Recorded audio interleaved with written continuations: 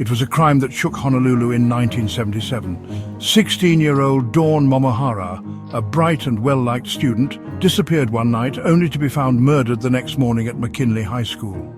Her brutal death left the community in shock, and despite law enforcement's efforts, the case eventually went cold. For decades, her family and friends were left with no answers. No suspects, no arrests, just painful memories and lingering questions.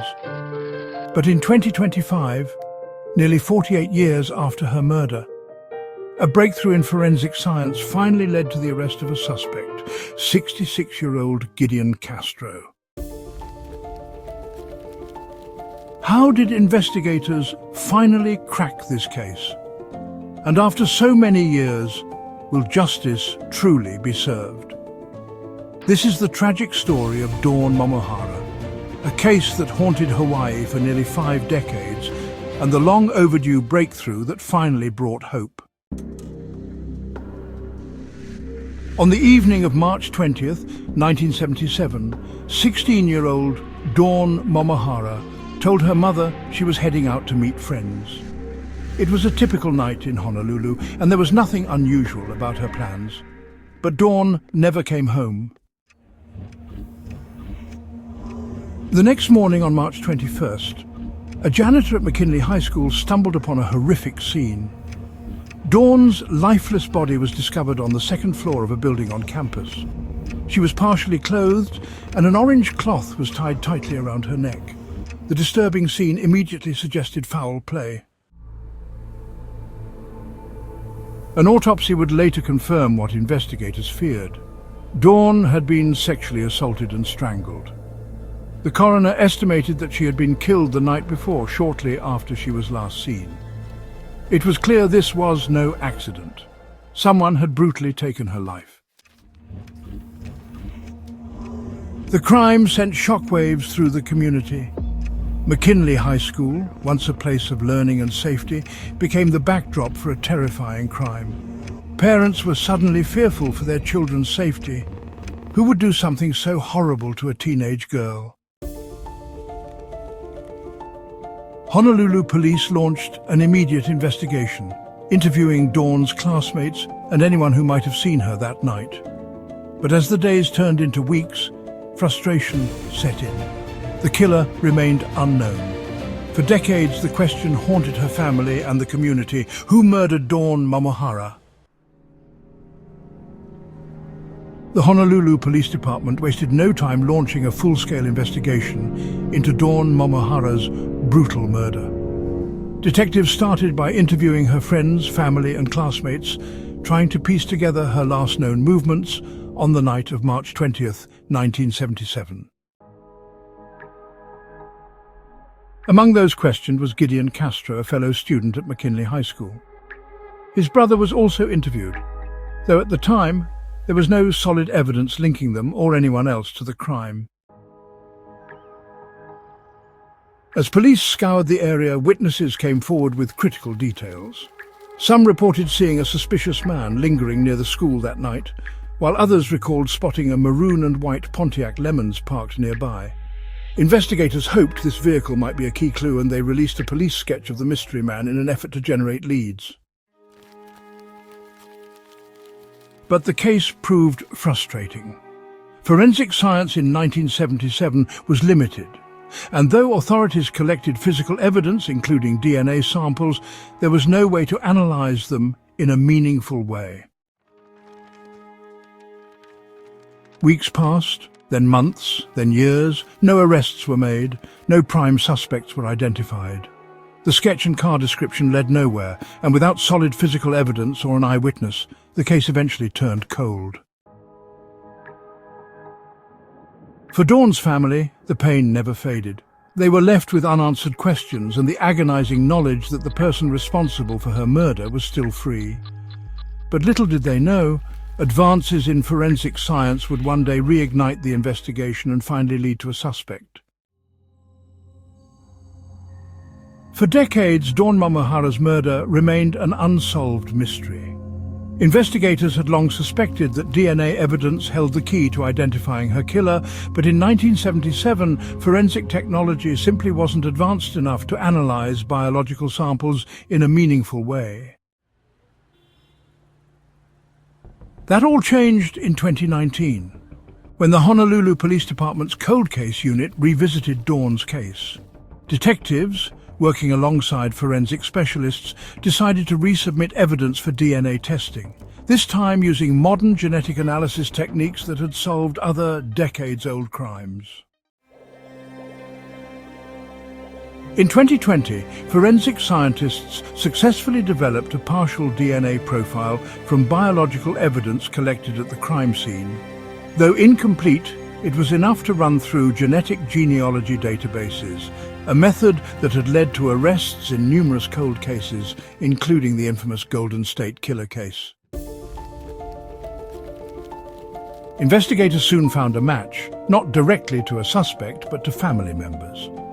Through painstaking genetic research, they traced the DNA back to Gideon Castro, one of the classmates questioned in 1977. The same young man who had spoken to police nearly 5 decades earlier was now their prime suspect.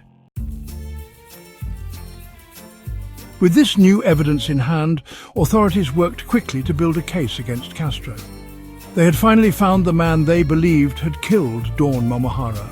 But after so many years, tracking him down would be another challenge. In January 2025, police finally made their move. Castro was about to face justice for a crime he had gotten away with for nearly half a century. After nearly 48 years of evading justice, Gideon Castro was finally in the crosshairs of law enforcement. In January 2025, police tracked him down to a nursing home in Mill Creek, Utah, where the now 66-year-old was living. When authorities arrived, Castro was reportedly calm and cooperative. He was taken into custody without resistance, marking a dramatic turning point in a case that had remained unsolved for decades. Shortly after his arrest, he agreed to waive extradition and was transported back to Hawaii, where he would finally face charges. Castro was formally charged with second-degree murder, a crime punishable by life in prison under Hawaii law. Prosecutors built their case around the DNA evidence linking him to the crime scene, as well as new witness testimonies that placed him near McKinley High School on the night of the murder. Despite the overwhelming evidence, Castro denied any involvement in Dawn Momohara's murder. His attorneys indicated that he planned to contest the charges, suggesting they might challenge the validity of the DNA testing. As Castro awaited trial, the case reignited public interest and media attention across Hawaii. After nearly 5 decades, many people wondered, would Dawn's family finally see justice, or would Castro escape punishment once again? The court proceedings were set to begin later in 2025, and for the first time in years, the Momohara family had hope that justice was finally within reach. The arrest of Gideon Castro sent shockwaves through Honolulu. For nearly 5 decades, Dawn Momohara's murder had remained a painful mystery, a wound that never fully healed for her family, friends, and former classmates. Now, with the suspect finally in custody, emotions were running high. Many of Dawn's classmates, now in their 60s, expressed a mixture of relief and sorrow. Former Hawaii state lawmaker Suzanne Chun Oakland, who had attended McKinley High School at the time, spoke about how the case had haunted their generation. For years we walked those halls knowing a terrible crime had happened, but with no answers, she said. This arrest is long overdue. The broader community also felt the impact. The case had remained one of Hawaii's most notorious cold cases, a reminder of how justice delayed can feel like justice denied. Now, as Castro faced trial, there was renewed hope that Dawn's family would finally find closure. For Dawn's mother, siblings, and those who had loved her, the arrest did not erase the pain, but it offered something they never thought possible: the truth. After nearly half a century of silence, the case was no longer cold. Justice was finally within reach. For 48 years, the murder of Dawn Momohara remained an open wound in Honolulu, a case that seemed destined to remain unsolved.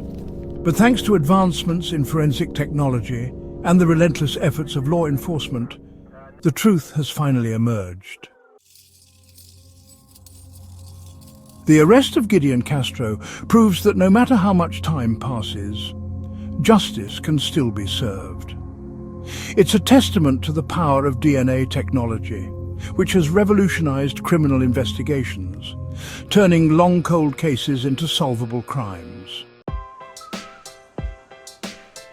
Yet, while Castro now faces trial, one question lingers: why? Why was Dawn targeted? What happened that night in 1977 that led to her brutal murder? Though the legal process is still unfolding, one thing is clear: Dawn Momohara's name will never be forgotten. Her story stands as a reminder that no case is ever truly closed until justice is found. If you want to hear more chilling true crime stories like this, subscribe to the channel, where we unravel the darkest mysteries, one case at a time.